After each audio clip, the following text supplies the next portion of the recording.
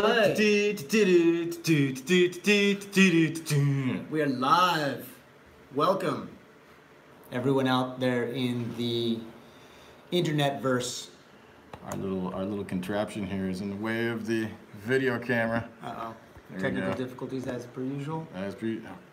Get out of the way, white When you dilly. have such an advanced setup such as this. Oh no, I've screwed up the camera.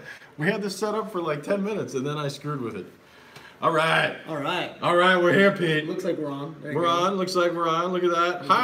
Hi, Guiruet. Ooh, and Marcos from Mexico. All right, shout out to Mexico. Yes. What's up, B-Boy 220? Capcom's back. That's right. Oh man. Yeah, when did you see that video, the Capcom is back video with Urata-san at CUSA? I did, yeah. Yeah. I didn't expect that to become as big of a thing as it did. Oh, it's cool that it did, though. I mean, it was nice. It's interesting. It's not every day you get to hear president of the company.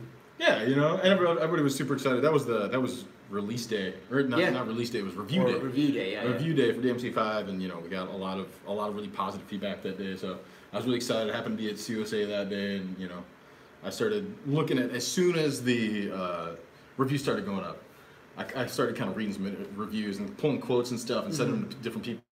Like, look, people appreciate your work, and everybody got a real big kick out of it, so that was really cool. Cool, and I think we should, we almost forgot to introduce the show. How about we do that? All right, let's go ahead and say, what is this show, Pete? Welcome to another edition of Capcom Confidential. It is the beginning of a new fiscal year. April 1st. That's right. April Fool's Day. That's right. In Japan, anyway. That's right. And so we start fresh. We start anew. That's right. We actually have embarked on a new era. That's right. In Japanese history. We found out that in a month, right? Yes. We will have the Reiwa era in Japan, going from the Heisei era. And one of the tag phrases that we used for Devil May Cry 5 in Japan is Heisei Saigo no. That's right. Psycho no action game. That's right. It's the last awesome great action game this era of the Heisei era. Heisei era. You got it exactly. Yeah, that's pretty cool. And so now this era is slightly translated to what, orderly peace? Orderly peace, something like that. The day is very close to cold. And so cool Japan. I actually got it confused earlier, and so we were like, it's cool Japan. That's what that means. It's cool Japan. Thankfully, it's not. I kind of wish it was. No. I kind of wish Reiwa was a cool Japan. That'd be pretty cool. I prefer, although we're not exactly sure. I haven't heard what the Prime Minister has claimed is the meaning behind or the I saw something. Apparently, there's some. It relates back to this. There's some poem. That's what I saw. Yeah, it's some ancient poem. Right. That might be the cause or the reasoning behind it. It's interesting. And apparently, the current emperor does have to sign off on the name, right? Or is it the new emperor that has to sign off on it? Good question. I wonder which one it was. Yeah, assumedly the new emperor, but that's a really good question. Right? Yeah, I wonder. Yeah, I would assume it's the new one. Yeah. Well, let us know in the comments. There you go. If you care. It is. Yeah. There you go. I'm actually wondering if everybody can hear us okay. We have the mic fairly far away. Right. Matt, how's your sleep schedule now the game's released? Thank you. Yo, I'm from Saudi Arabia. All right, guys, what's up? Nice. Yeah, I'm sleeping pretty well now, thanks. I feel bad because I was busy during GDC and stuff, and after the game came out, so I haven't been on Twitter at all. Right. And then a little bit here and there, but mainly just real quick, just like throw something out there real quick. But like and then I got back, and it's like now I'm spending time with my family, so I've been on Twitter because of that. Right. So hopefully tonight, I'm hoping tonight I'll get the good ending on Hollow Knight, and then get on Twitter and start going through my backlog of replies. Yeah, exactly. Yeah, man. Man, somebody bought Devil May Cry 5 4 times. Thank you, Dante. €1. Thank you very much. Ooh, hey, from Malaysia. Awesome. Nice. I love this. We get so many people from around the world, and some people, it's midnight right now, or sometime very early in the morning, or wherever you are in the world, right? So it's pretty crazy that people are staying up to spend time with us live. So thank you very much. Or like the Boner Lord from Australia, who's only an hour behind us. Yeah, Boner Lord, thank you. That is an interesting name. And well, 6 a.m. in London. Good God. He clearly means joke, right? Joke, the old meaning of boner. Of course, joke or yeah, exactly. Boner, yes. From like there was that Batman the comic. Batman comic where it was Robin's boner, was it? Yeah, something like that. That's right. Who's got it? Yeah, or Joker's boner? Sorry, that's what it was. Yeah. All right, yeah. So we're talking about 7 a.m. in France, right on. Subarashi from the UAE, nice. Hey, it's Mary J. It's our friend Mary J. Hey, Mary J. All right. And who loved the April Fool's video. Yeah, thank you. We're going to talk about that. Yeah, man. You want to just jump in? Sure, yeah. Let's talk about the April Fool's video. That was really cool, right? So I was gone, so I had nothing to do with it, actually. Sure you did. You're in it. You're featured. Oh, yeah.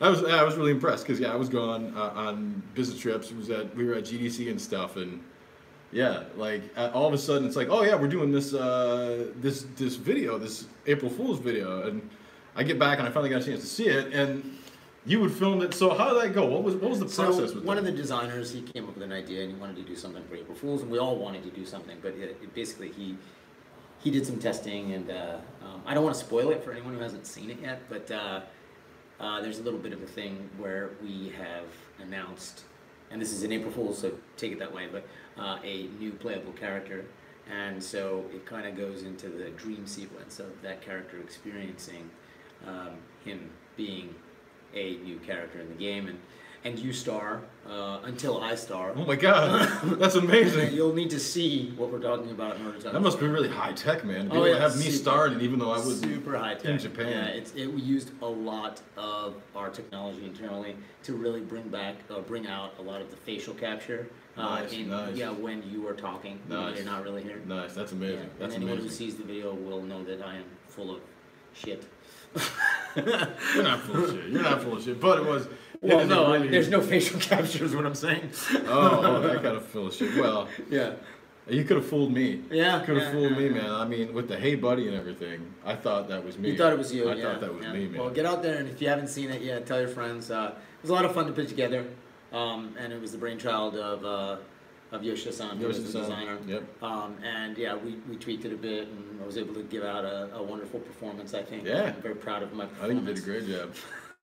I love it. I mean, I love it. It's like just like, it's interesting. It's this great mix of like kind of like cheap and cheesy. Yeah. But then also like the fact that like you can actually see like, this character, even though like we haven't made any playable characters in the game outside of the 3 that you can play, right? Like they have that in all the different cutscenes and stuff.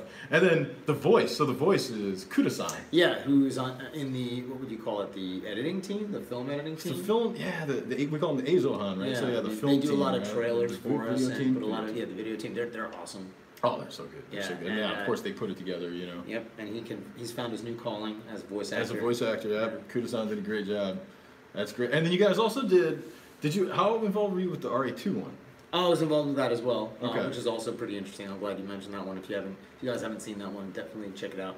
It's kind of cool. It's this little thing where we're saying that, hey, you guys out there have killed so many of the zombies in the game. We're actually recruiting for new zombies, and so it's just this website that we've put together. And if you click on it, you'll get one of many different roles that we have open for zombie. It's pretty cool. Nice. There's some ultra rare ones as well. Oh, cool. Yeah. So the more you click it, you can only apply once. Oh. So you apply once, and then you get your role. Like, what did I get? I was one of the partner zombies, so I need to have a partner in order to do as a kind of a couple zombie thing. Oh, that's nice. That's nice. But yeah, give it a try. It's kind of fun. It's just kind of a tongue-in-cheek thing. That's cool. I thought it was really cool, and that voice is Shimono-san, also from the video team, right? Yeah. Well, so we only have the video available in Japanese, okay. And it works in Japanese, right? So yeah. It's pretty good. Yeah, it works pretty well in Japanese. In English, some of that stuff is a little harder. It just doesn't really translate. It is lost in translation. But bit. I mean, we have it available if you want to see it in Japanese. But yeah, it's cool. He does a really good voice. I love his voice. Typical Japanese style narration, which is really good. So yeah, and he's part of the same video team. So those guys are great. Yeah, that was really cool, man. That was really cool to see see that stuff happening. As soon as I finally got back from my trips, got back from like taking a couple days off, and I was like, oh, we have these videos that are going out. It's like, oh, okay. Yeah, putting them together was fun, and we wanted to give something back to the fans, and it's great. It's great seeing the reactions. I mean, I'm very, very excited and really happy to see the response, like, especially for both of them. But the DMC one is just like one of the fastest. Oh man. In terms of I can't think of the word. In terms of impressions. Twitter yeah. I was impressed too. Like that one blew up really quick, right? Yeah. Seeing it this morning after they put it up, retweets. You know. So yeah. Hopefully having a lot of fun, and it's not April Fool's in some parts of the world yet, right? So hopefully it gains even more traction. So cool. I think it will. And already we have people talking about all the different stuff they've gotten for the RE2, and we got a zombie clerk. Nice. I wonder if anyone got one of the zombie clerk. Look at that. Shout out to my fellow dangling zombies from Victor. Oh man, Funky Boy, the interrogation room zombie. Right. There's a good question for you, and for both of us actually. But DMC5 sold 2 million. How did you react? Oh man, I mean, how do you react? You're pretty happy. The team is ecstatic, right? Yeah, everybody's super happy. Obviously sales are important and everything, but I mean, I try to look at it more. Less in terms of sales, more in terms of like how many people are enjoying the game. Sure. I don't want people to feel like, a company is saying to them like, look, it's on you to buy this, or else we can't do our jobs. Like I don't feel like that's like the right message to put across. Absolutely not. But I I'm a realist, and if it doesn't equate to sales, then it is harder for us a lot of times to convince people up top like, look, this is a worthwhile. Yeah, I mean ultimately on the creative side, they're out to make the best game they can, and fan reactions and user reactions, and especially even other dev reactions are what they're always looking for. They really want to hear feedback. I love it. Right? I want to hear feedback from fans and devs alike, because that's where you get a lot of energy. Oh yes, from, exactly, right? exactly. It's not just the number. Everybody, right? Not just media or whatever. Like it's really cool when we get like a nice Metacritic score. That's great. But like, not just media, fans. Obviously other devs and stuff. That's always really cool. I loved seeing. There was this great tweet exchange where. One of the combat designers on God of War had tweeted about Devil May Cry. One of the what designers? One of the combat designers. Oh, combat designers. I think on God of War had tweeted about Devil May Cry 5 and talking about how complex it is to do what we did with that game. Right, that's awesome. It was great to see Yoshida-san again. Yeah, of course, he's going to be designers. He tweeted. He's like, "Oh my God, this is amazing to see this. Sure. Thank you so much." And I love that. I love seeing devs. I mean, that's one of the things we used to do, right? Bring them together. Yep. Like all these different dev houses, we want them to come together and talk to each other, and it was great to have had those experiences and seeing their approach, our approach, not only on the tech side, but the approach to design, the approach to how you're going to look at art. There's so much to be said and so many ideas to be shared. I think Japan didn't do that for a long time. It tended to be a little bit closed or afraid of sharing ideas, but I think we were able to kind of bring that out and kind of link people together. I love bringing people together. I feed off it, seeing them so excited. And, man, exactly. There's all this great positive energy that comes from it. There really is, and that's we were doing that last year with when you brought Tokuda-san over from Monster Hunter World for GDC, for instance. Yeah, that was great. And us this year with Itsumo-san bringing him to GDC and stuff, and also getting to see devs interacting is really cool. We had. A GDC talk that we did last week, 2 weeks ago. Yeah, I wanted to talk about GDC. That's what we kind of promised everyone. But, you were the one who was there. But before we get into that, let's go ahead and talk about. You've been gone for almost over a month. Oh yeah. I was gone for 3 whole weeks. Yeah. Okay. I thought you all in all it was about a month. I think if you include like my vacation that I took, like the couple days that I took after, like I didn't see you in the office until pretty much a month. Yeah. It's been a really long time. So. Like, what was that like, going out there before launch, after launch, and then staying and doing GDC? Like, tell us your experience. Oh man, it was good. It was good. It was obviously long, but good. I mean, it's been really great because, especially for DMC5, we've had a lot of different opportunities where we've actually been able to go and interact with the fans. And so, this was a great trip. This is one of many great trips, but this one I loved because. So I started off like you said. It was the week before the game came out. The Sunday before the game came out, I left Japan and I got to Los Angeles. Right. So I get to Los Angeles and we did this thing where we filmed with Joel McHale. With Microsoft. And who's Joel McHale for those that don't? Joel McHale is one of the actors in Community, right? And he's also got a whole bunch of stuff that I'm sorry I don't actually. He had a Netflix special as well as a comedian, right? And he's super nice. Yeah, it seemed really fun. Oh, dude, because sometimes you have famous people, and they can actually be kind of prima donnas or whatever. Right. He was just super nice, and he made some jokes. I like that when you came out and you had, your high level of energy that you always do. It's like, all right, let's bring that down. Oh, you know. He's so good. He's so good. He made a lot of really great jokes, and he was just a super nice guy. You can tell like he actually cares about people, Cool. So that was really cool. And we filmed that, and then that ended up going out Friday, the day the game came out. And then later that day, we went to the Microsoft store in LA. Right. And I forget what it is. Century City. Century City. And Microsoft, the people at that store were fantastic. They were like, look, you have the store. Let's go nuts. Let's celebrate Devil May Cry 5. Let's bring in fans. Let's make sure that they're having a good time. So me and Casey and Allie Edwards live out that way. So and we're like, hey. Casey and Allie Edwards. I'm sure everyone watching right now that's a good question. But... Yeah, Casey and Allie Edwards, for anybody that doesn't know, they wrote and performed Devil Trigger, Nero's song, right? So they happen to live out that way, and so we're like, hey, would you like to come to this event? And they're like, heck yeah. So they came out, and it was fantastic. So it was them and me. We're at the Microsoft store. A bunch of fans came. We filled up the store with DMC fans. It was fantastic, man. And they had set it up so that people could play the demo, the demo that's out on Xbox Live, right. And anybody that got an S rank, they would get a prize. I forget what that prize was. Oh, they got a chance to basically, we had a raffle. We had a raffle for a custom Xbox that we made. Nice. Yeah, very nice custom Xbox that Microsoft made. They only made like 4 or 5 of them total, I think. Wow, that'd have been a great prize. Oh, dude, it's fantastic. So, if you get an S rank, you got a chance for another raffle ticket to do that. And if you just come to the event, you get a raffle ticket. So we had all these people come. We did this great Q&A session where everybody's had a ton of fun. They got to ask a bunch of questions, and then me and Allie and Casey got a chance to answer, whatever we could in terms of the questions. And then we did the raffle, and we did some signings and stuff. And signings were fantastic. Everybody was just so excited. It's great to be able to interact with people because everyone's just so happy. We're happy because people care about us. About our game and stuff. And everyone else is happy because it's like, oh look, developers that actually put the effort into meeting people and stuff. So that was fantastic. Everybody was just great. And the raffle. So the raffle happened. So when we had the Q&A, we had a lot of great questions, and there was this one really nice young lady who I can't believe I forgot her name. I'm an asshole.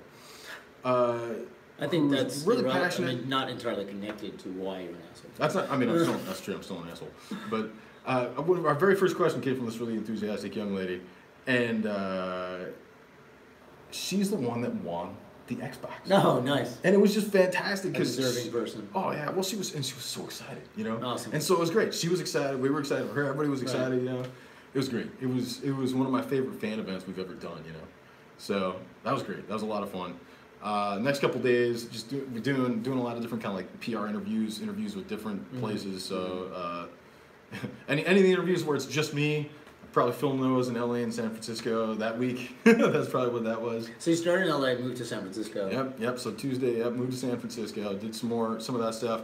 Thursday we did a live stream with Yuri, and then Yuri from Capcom Community. Yep, Yuri from. Thank you. See, this is why we need 2 people. Because Pete can actually make sure that I'm explaining things, and everybody knows what's going on. So yep, Yuri from Capcom Community was there. Charlene was there. Charlene, the brand manager for DMC5, and we brought in some of our friends from Discord actually. Oh, that's cool. Yep, some people from Discord came over, and we just did this great live stream where we played the game a little bit, played Devil May Cry 5 a little bit, and talked about it. That was great. That was fantastic to have that stream after the reviews are going out and stuff. And then Friday came along. Friday the game comes out. Everybody's excited. We got a chance to do this thing called First Fridays on IGN, where it was I was basically at a round table with a couple of the people at IGN. Okay. And again, we got the fans come in. Nice. And so that was great because we have fans come in, and IGN's also got free alcohol, so that was really exciting for me anyways. Does anyone or is anyone able to match your energy? The fans, yeah. That's awesome. Okay. Dude, some of the fans, man. I'd love to see that live. It's great. I mean, you know how I get, man. Like, I get excited, somebody gets excited, and it's just like... It's like an Italian dinner where everyone just starts talking over each other and getting louder and louder. Because your family's Italian. Your family's Italian-American, this is why, just talking from experience. This is why you're talking from experience, exactly. Yeah, exactly. It's like that, And we had we had done a signing the night before at a GameStop, right. and this one of the people at GameStop was like, "So I'm gonna have a friend that's gonna come visit you at the IGN thing on Friday. And she's got a Porgy tattoo, so look out for that." And then of course, the young lady with the Porgy tattoo, Porg, right? Porg is what they call them, the Star Wars things. Oh, okay. So the Star Wars mouse things that Miguel hates. Remember, everybody tweet Porgs at Miguel. Yeah, please do. What's his Twitter handle? Miguel E. Cordy. Yeah, Miguel E. very Cordy. difficult to remember. Please tweet Porgs at Miguel. That would make me very happy. Lots of pictures, yeah. Lots of Porgs. In various forms of undress. There you go, all the Porgs. You know, whether they're wearing I think clothes or they're not. naked to begin with. But that'd be great if he starts getting pictures of Porgs, like with different clothes, Shorn. I like the idea of like little hats and stuff for them. Yeah, that'd be that's a better idea. Put them in little, little bow ties. Yeah. That'd be fun, real fun. So yeah, that was great. Got a chance to do that. Had a lot of fun in the IG thing. We made a couple different comments. There was a couple comments I made that I was like, wow, I thought that this is something that people would be a little more excited about, and the people in the audience got it, but I don't know if a whole lot of people watching the stream actually picked it up. One of the things though was before I left, actually, I remember we were sitting there, we were talking with Takeuchi-san one day, and he's like, we meaning me and you. Yeah, me and you, and the rest of the producers, right? And he was sitting there, and he's like, Takeuchi-san being the head of the division. Yeah, exactly, the head. See, I like this. I like that you can do this. So he's I'm the host today. So. That's good. You're doing good. You're doing a good job. Thanks, man. Appreciate it. He's saying to us, yeah, I'd like to hear from people, kind of specifically, like what they want to see out of Resident Evil next. We have Resident Evil 2 remake. Like, what do they want to see next? And I was like, all right, I'm going to go on IGN and I'll make sure to ask that. Totally forgot to ask that. Totally forgot to ask that. So you guys, Takeuchi-san wants to know, like, what you guys want to see next out of Resident Evil.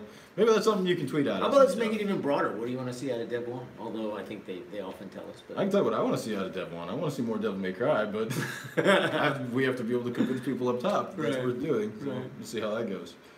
But yeah, so that was really cool. And then I was supposed to go home after that, and I lost my passport because I'm an idiot. Yeah, that was fun. I'm an idiot. Being over here, it was great hearing from different people the latest status report. I felt like I was working in journalism. Oh, I bet. Like, what have you heard about Matt? Where's Matt right now? What's he doing? Where's his passport? Does anybody know? Does he know? Yeah. How much money is he wasting? And I ended up eventually finding it because I knew I had left it in the plane pocket. Well, you didn't find it. The airline found it. Well, the airline found it, but I knew as soon as I couldn't find it, I left it in that stupid plane pocket, that backseat pocket. So I got that back, and then I was supposed to come back to Japan in time to go to the dev party, the launch party. That's right. I did not make that. You made it in spirit, though. That's right. And in some sort of physical form. That's right. Thanks to you guys making that amazing cutout of that was Yoshida-san as well. Nice. We'll have to send that. And we reused it. See, multi-use. Look at that. Multi-use. Keeping to was it one content multi-use? One content multi-use. Has been our slogan and our mantra for a long time. The Capcom mantra for at least the investor relations mantra for a while. Yes, I don't know if it still is or not, but it's still. I believe it's still there. One content multi-use. That's right. And so that's what we did. We had one content with multi-use. That's right. So that happened, and then I managed to fly back to Japan just in time to be at the airport for 3 hours. To meet Itsuno.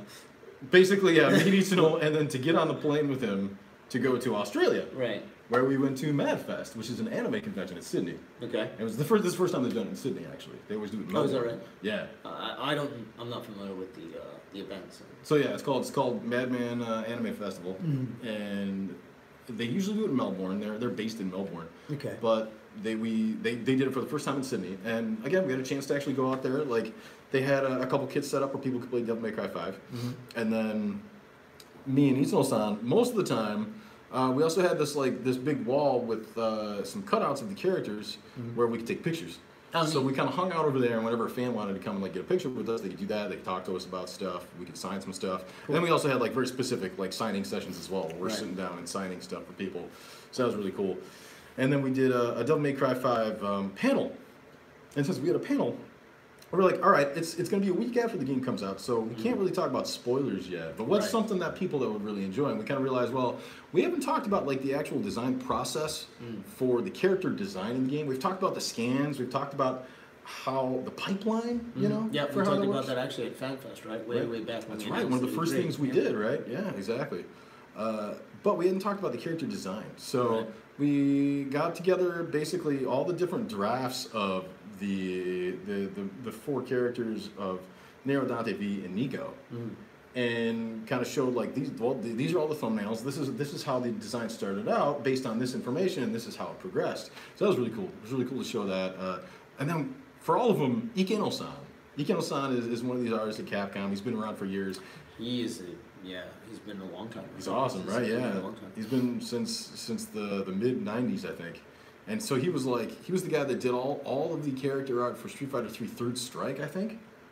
Yes, I believe that's he's Third correct. Strike. Yeah. So he did that, and he would throughout development he would always like just start doodling stuff, and like even after like we had like a final Nico, for instance, or we had a final like Nero, he'd be like, I'm just gonna throw this out here. Here's a design I made. What do you think of this one? It's like, well, that's cool, but we can't use that. We already have the character design locked down. Right. So I thought it'd be really fun to throw that stuff in there too, to show people like what could have been. Yeah, definitely. I mean, I know I personally love that sort of stuff. Right. I mean, whenever I watch a film, especially something that's animated, like I just recently watched, was it Enter the Spider-Verse, which I love.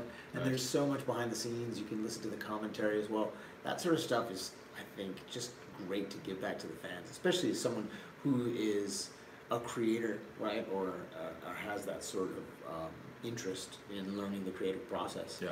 That sort of stuff is just so fascinating, hearing what people actually had in mind. There's so much that you see on screen sometimes, right, or in a game or in a film, anything that is a creative piece, a piece of entertainment that you don't necessarily understand why it's there. Yeah. And then hearing all that back history. I mean, like Lord of the Rings did some amazing stuff. Dude, with the DVDs, special edition right? DVDs of those. Yeah, man. That sort of stuff. I mean, as a creator, as a fan, it's just so great to hear. So I'm sure that sort of stuff is what really motivates people.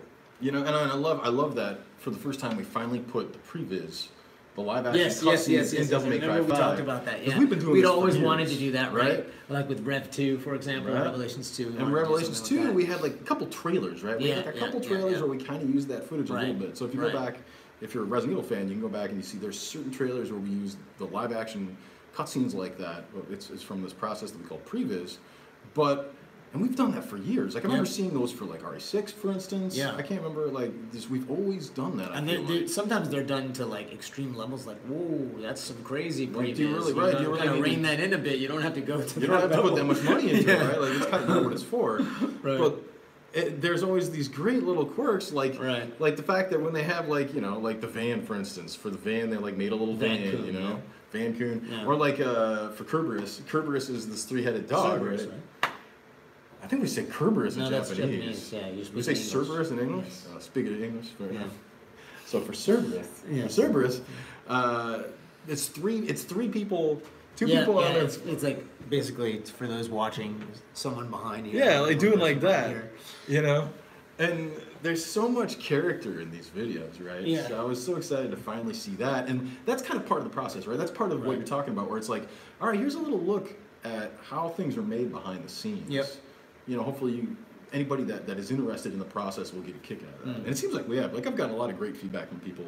I was hanging out with some people from Blizzard over the weekend. Oh, cool. That were saying the same thing. Cool. Where that? Awesome. Yeah, that's great. I love that you were doing that. So that's really cool. So then finally, Australia was fantastic. We did that. Then we had a cosplay convention on that Sunday. You dressed up?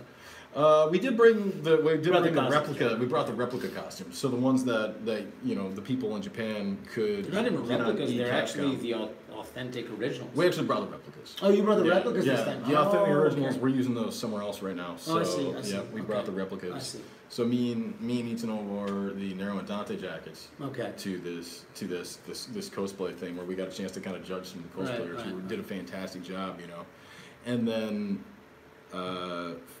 Tuesday, fly to back to San Francisco. I've now gone back to San Francisco after flying to Japan, Australia, back to San Francisco. We have GDC, have a couple meetings and stuff, lots of PR stuff. And then we got a chance to do our GDC talk, where we also had those costumes, actually, the replicas. So the replicas again, yep. They came with you. Yep, and this time Okabe-san brought the V-coat, so then I wore the V-coat. And shirtless, of course, right? People were asking me to do it shirtless. But I have more respect for people. I don't want We'll go to the gym first. Anyone to throw up at this GDC We'll go to the talk, gym first, yeah. I definitely need to go to the gym, Yeah. that's for sure. I really need to go to the gym. So, yeah, I wore the V coat. Also because it's cooler, you know. I was really hot, and so I'm like, oh man, I'm really hot. Like, and O'Cabe's like, well, look, you can have the V jacket, and I'll take the Dante jacket then. Nice. So we did that, and I think that worked out pretty well. Cool. And the GDC talk was Itsuno-san mainly talking about his process for how he designs games and how he kind of first he reverse engineers moments in his life, things that he's felt in his life, so that he can figure out how can I get people to feel the same thing through a game. So he did that, and also he had some different notes on actually doing action game design, because you know you would expect from Itsuno-san to talk about action game stuff, right? So that's something that we kind of very specifically in the presentation called out, had like a separate slide for like, now there's probably some of you guys that actually want to hear about action. Okay, here it is, you know. Yeah, I found it very interesting that Itsuno-san looks at it. He looks at the game design process on an emotional level. Yeah. And then, like you said, he reverse engineers it. So it's like, okay, this is how I felt. How do I recreate that feeling in someone else? It really is interesting because you're trying to bring that emotion out of someone else. And that's no easy task, right? So, and you think action game, like you said, well, wait a minute, how does that relate? You know? So kind of tying all that together is interesting. Oh yeah, it really was. And it was a good talk.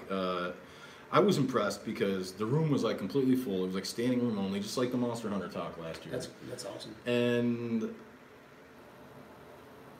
I think we had a really great response. Like, one thing I was really happy about was I feel like all the jokes hit really well. Like, there was like thunderous like laughter, like with a lot of the jokes, which I was really happy about. Well, that's what you're good at, right? You're good at getting the audience motivated, and I think a lot of that comes from the fact that you yourself are passionate to begin with. You're genuine about it. So I appreciate it. Thank you.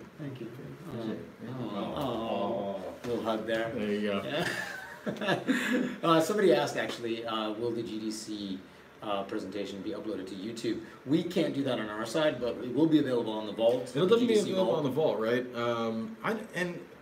It wasn't the Monster Hunter talk, right? But for the RE7 talk. was. That's right, for the RE7 talk. So I don't know how they do that, but the GDC guys, I feel like they cherry pick and they go like, all right, here's a talk that we want to put on YouTube for everybody, right? Everybody to check out, and then they do that, yeah. And I think that also feeds into like, you like this talk, well, hey, look, you can subscribe to the GDC Vault and get all kinds of amazing content. And they may put up snippets here and there or something. I don't know, but look for it.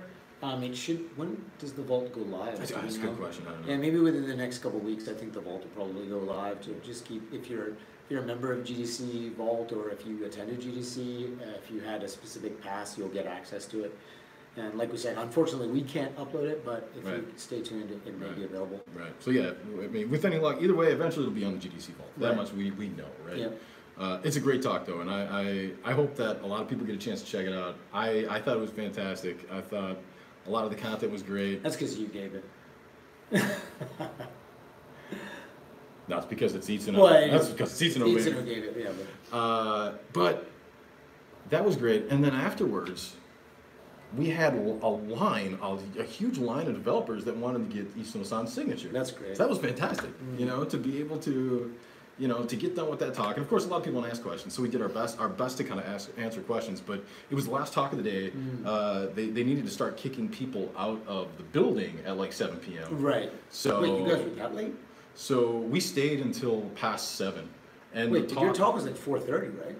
I think it was something like that. It was either that or like 5-ish or something. And so it was done. Okay, so you stayed an extra hour. We stayed at least an extra hour. That's really nice. Yeah. Well, just because like there's all these great people that like they're interested in like talking and stuff. So it's like the least we want to talk to people. We want to talk to people. We want to meet people. If anyone wants anything signed, come on, it's Itsuno-san, of course. Let's make sure that they get their stuff signed. And it was amazing. To have this line of developers from all over the world. There was this nice young lady from Turkey. She came from Turkey and she brought like gifts from Turkey for us. It was really cool. Wow. Yeah, it was really cool. Okay. It was really cool. So GDC, we've gone there for many years. You didn't get to go every year, but you went quite often, I think. And I think it's a lot of things to different people, right? But what do you usually do when you're out at GDC or something like that? What we usually do, right? What we usually do is we have a lot of meetings. We have a lot of meetings. That's right. We actually, when we try to get to see talks when we can. Right. But it really is this kind of business thing, isn't it? Because we have a lot of meetings where we're meeting people that we work with fairly regularly, for instance, to say, okay, this is what's coming down the pipeline. You know, let's see if we can, you know, try to get resources nailed down and stuff like that. Or we'll go meet people that we've never met before, you know, so we can take a look and say, you know, okay, this is the kind of stuff that you do, these are the services you provide, this is the kind of assets you make, whatever. Thanks a lot for sharing that with us. Let's see if we can continue discussing further. Yeah, I think that's a lot of knowledge sharing, right? You're meeting other developers too. Yeah. You're going to parties, but it's not just about, you know, drinking. It's about actually socializing, getting to know them, hearing their take on how they develop things. It's a really, really great place to actually come together, you know, as a developer and meet other people. On the business side, there's always going to be, you know, a kind of vendor or partner relationship, right, that you're trying to facilitate. Working with partners that we have in the past, like let's say maybe a mocap studio or an animation company or, you know, art asset company, and then just getting and building that knowledge base. We have people now internally who do that, right? We occasionally do that as well. We do that, and of course we're meeting with other partners that are out there, people from first party, third party, actually not third party, but first party or other partners. So yeah, it is a great place to learn, meet people, and that's what gives me a lot of energy, because I love talking to people and hearing their take on things and just having those discussions. Well, and having those relationships is really important. Yes. Too, right. Yes. That's really important. Fostering those relationships. I mean, that's where like stuff like collaborations come from. Right. You know, having those relationships with these different people, it especially helps. Yeah, when you have like, you know, influential people on both sides, like talking, and then it's like, yeah, you know what, we should do that. Let's do that. Yeah. And then boom, like.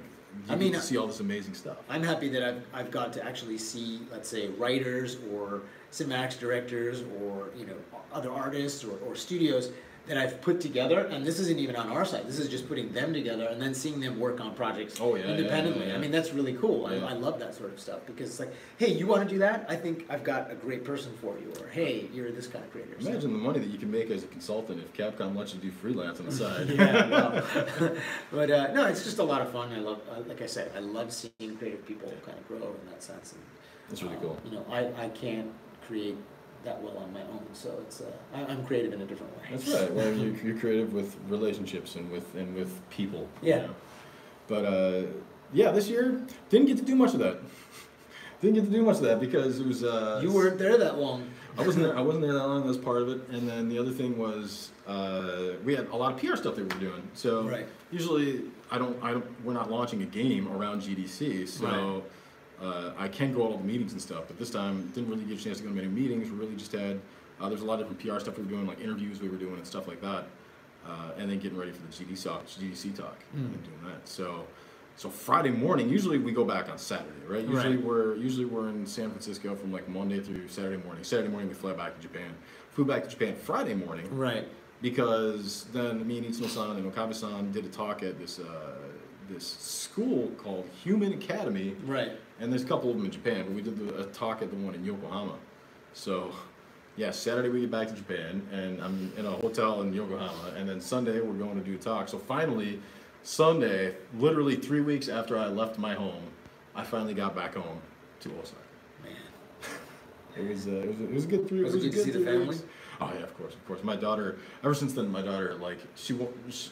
Usually, if I have to go to work or something, she's like, "Fine, whatever, go." Right. Now she's like, "Don't go to work," you know. She doesn't want to. You might not come back. Yeah, exactly. Yeah, I hear that. Wow. So yeah, things are winding down. We're finally, able to get a little bit of respect, but we're still busy. We're still doing our thing. We still got stuff going on, obviously. Yeah, I won't ask you what's next because honestly, I don't know what's next. Honestly, for me, I don't know what's next. I think I'm gonna take a couple more days off here and there. You know, I guess I haven't taken a whole lot of days off. You figure, I've been working like over the weekend, with these trips over the last couple of weeks, pretty much the whole time. So yeah, I think I'll take a couple of days off and we'll see. I know that Isumo-san's got something started, so we'll find out what's going on with him maybe in a couple of years. Yeah, well, he's always talking, right? There's always talks. There's always stuff going on somewhere, right? People are always talking. It's like, we are a company, so we have to think about what's going to be next. But let's see if we can field some fan questions here. Questions here? They're asking a bunch of questions that obviously we cannot answer. So why don't you guys? I know that somebody was asking, hey, are we going to see a roundtable from the DMC guys like we did with RE2? Unfortunately, I don't think we've got anything on the docket for that, right? You had the presentation. I think that kind of covers it. The GDC stuff. It's too bad. It would be cool to do something like that, but once projects end, people are kind of shuffled around, and it's hard to get them back together. So, but we'll talk to them, and we'll see about. We still have promised you guys that we're gonna have more devs on, and we're gonna do this in Japanese, so you can hear from the devs proper. So that's still there, and maybe now that things have kind of calmed down a little bit, we can actually get some of that off the ground. That'd be real nice. I'm going to have to make a proposal to actually keep this going this year. It is a new fiscal year, so if you want to see us keep going with this, make sure to tell your friends, subscribe, and keep that momentum going. It's been great. We've seen Twitter grow quite a bit. Oh, yeah. We've seen the number of people listening to the podcast grow. We'd like to see more of that. We've now done these video podcasts as well, or video. What would we call them? Live streams, I guess. That's the best way to call it. But we'd like to do more of this if that's what you guys want. So definitely keep it up, guys. We really appreciate the fan love, and the more people that are following and listening, the more we can make a case to keep this going, because we like doing it, and we hope you like what we're doing. So let's see what other questions we might have here. Some questions about Bloody Palace. So just so you guys know, for anybody that hasn't seen the tweet yet, Bloody Palace should go out in about an hour and 15 minutes or so. Should be at 4 p.m. Japan time is when it's going to start rolling out on all 3 platforms. So, and that should be simultaneous worldwide. So just a little bit longer, you guys can finally play Bloody Palace. And then tonight, and just a couple hours after that, I guess 4 hours after that, me and Itsuno-san and Okade should all be on with Matt Edwards for a CE stream where Capcom he's going to have Europe. Capcom Europe. He's going to have a couple people from the community on, and they're going to play some Bloody Palace. They'll play with each of the characters, and then me and Izuno and Okade will kind of provide commentary. So that'll be pretty cool. And we're also expecting to show off the mixer mode, which I don't know how many you guys know about it, but if you have an Xbox, there's a specific mixer mode that we implemented. So if you turn this on and then you stream with Mixer from your Xbox, people can then watch that stream, and then they can tap on the screen in different places, and it'll show that they'll basically show that those taps on your screen, so that you can find out, okay, what is it that people are interested in on my screen here? What should I be paying attention to? And I am fully hoping and expecting that we'll have that set up for tonight's stream, so that everybody can just spam the hell out of Matt Edwards and just keep tapping on him, so that he's having trouble actually playing the game. That's my hope. Someone was asking what it was like to work on the Toko Toko documentary thing.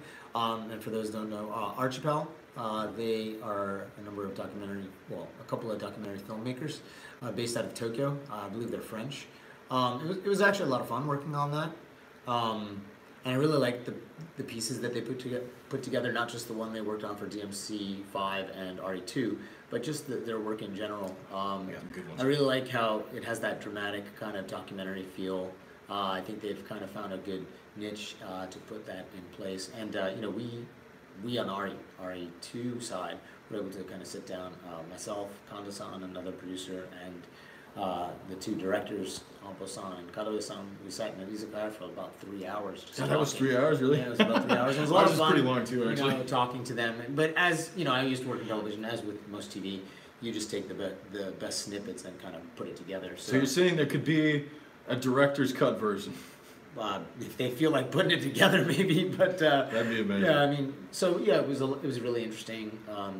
Hearing from them, getting a lot of feedback from them, and talking to them, and trying to pull out a lot of the information that is all kind of contained within their brains. Yeah. And the same thing for DMC. Oh yeah, we had a lot of great discussions, and yeah, they followed us around and kind of got a little bit of us at work. I interviewed Itsuno-san a lot, which is fantastic. Got a little bit of Me and Isano-san and Ikeda-san. Ikeda-san's one of the lead game designers on DMC5, playing Street Fighter. So that was a lot of fun. And then it was like, well, come on, let's go to a place where where Itsuno-san gets inspiration. And so that's why I was like, well, look, there's this place called Game Tante-dan over in Nihonbashi. Is that what we call it over here? Is it Nipponbashi over here? Nipponbashi over here. Nipponbashi's in Osaka. Nihonbashi is in Tokyo. So. Yeah, a little trivia there for you. Written the same way. Just somebody wants us to reveal something. My favorite pizza is pepperoni. Is that right? Yeah. Honest to God, your favorite is pepperoni. Yeah. Simple. Mm-hmm. Wait until you have the marinara from Yarimachi though. Once you have that. No, I'm sure it's good, but I'm talking about American pizza, not Italian. Oh, American pizza? Oh, yeah, pepperoni is pretty good standard, I'd say. Yeah. That's a pretty big reveal, man. I know. Heard it here first. Italian American. That's right. Where we have probably some of the best pizza in the United States. What, in Jersey? New Jersey, New York, yeah. Oh, I would imagine, yeah. I mean, although there is a debate about New York pizza versus like other pizza, and I know some people feel like they're all wrong. There you go. There you go. As versus Italian pizza, that's a little bit different, but versus other pizza in America. I like New York pizza. At Michigan State, we had there was a great New York style pizza place just right off campus. It was so good. In Detroit. Yeah. No. Well, East Michigan, Lansing, yeah. East Lansing. Yeah, that was really good. Pizza Hut, Australia is the best. Okay, I'll take your word for it. I haven't had pizza in a while, but I used to like Pizza Hut. I like that it's like this. When I was a kid, I loved it. Thing, yeah. I haven't had it in a long time. Yeah. We have Domino's is really easy to get over here, so we have Domino's over here when we. Domino's is easy to get, and it's the closest to American. Pizza Hut started to get creative with clams and stuff on their pizza. Well, yeah, I mean that's the other thing. Anybody that hasn't had Japanese pizza before, you'll get stuff like mayonnaise on the pizza and corn on the pizza. That's a thing. Come to BGS in Brazil, and I'd love to. That'd be sweet. Yeah, We'd love to. I'd love to. Okabe-san and Hirabayashi-san. They did get to go last year. Okabe-san, senior producer of Devil May Cry 5. Hirabayashi-san, producer of RA2. Those guys went to BGS last year, and they loved it. They loved it. Yeah, they said it was a great time. I'd love to try. I'd love to go. But they have some amazing food there. Yeah, that Brazil sounds awesome. So I'd love to get out there. Seriously, that'd be really sweet. Playable Kyrie. Playable Kyrie. There you go. That's the one we read. So there you go. Yeah. There you go. If somehow we ever get a chance to do anything else with DMC5 where a character gets to be playable, looks like it has to be Kyrie because that's the one we read. Oh God, is that gonna get reported now? Is that gonna be a thing? Or is somebody gonna mod it? Maybe somebody will mod it. Yeah, I'm gonna tell you right now, there is not, as far as I am aware. I'm not gonna speak for the company, but there is no playable gear yet. But no, it's like we've continuously said this, but honestly, this bloody Palace update today. This is it. There's nothing else that we're making right now. There's nothing else that. That we have planned for the game. We'd love, on the dev side, we'd love to, but as we've said, it's a matter of us being able to convince the people up top that it's worth doing, and honestly, we haven't been able to do that yet. So, we'll keep trying. Yeah, I think there was, let's see, there you go, Archbill channel on YouTube is awesome. Yeah, it is pretty cool. Give it a shout out to those guys. Yeah, definitely give them a look. They have some interesting stuff up there from some very interesting creators in Japan. Let's see. We're convinced them. I'm not going to say that word. Pete just has to keep skipping all the ones. There's this character name here. I guess I'm going to keep skipping that one. Skip that. Whose email do we spam to get DLC? Playable Okabe-san. Yeah, that'd be good. We'll ask him. That'd be good. That'd be real good. That'd be good if we could scan him. We could. All we do is have him go upstairs. He's really tall too. He's he'd be as big as the Tyrant actually. In RE2. Is he that tall? I don't think he's that tall, man. Because the Tyrant was Big Rigger Pete. Yeah, but I think they stretched him a bit. It's big. Oh, did they? Yeah. Okay. But yeah, we don't want to draw it out too much unless you want us to keep talking about pizza. Because I could talk about Japanese food. Someone asked what our favorite sushi was. What's your favorite sushi? Sushi? I'm gonna keep it simple and say chutoro. Chutoro, yeah. Yeah, I like the mid-level range. The mid-fatty tuna. Fatty tuna. The really fatty one, that's just like eating a stick of butter. It's a little bit too much for me. A couple of those is okay, right? Like 1 or 2 of those is okay. You have too much of that, you're starting to feel a little gross, maybe. Depending on who you are. Some people's stomachs can take it more than others. Who wants to see Maki's memoirs make a return? Anyone? I want to see Maki's been more. Yeah, I do too. I wonder if she's here today. She is here today, but unfortunately, we didn't actually reach out to have her join us. But she should be. Oh, there's a yes. Look at that. Yes. Okay, that's what we wanted to see. Yeah, I miss Maki. Okay, great. We'll definitely have to get her back on board. She's been pretty busy herself, right? Just working on some stuff behind the scenes. But yeah, we're in the next fiscal for 2019, so stay tuned. Happy Dewa. Yeah, happy Dewa. Happy Dewa. Thank you. It's like a rebirth or something. I don't know.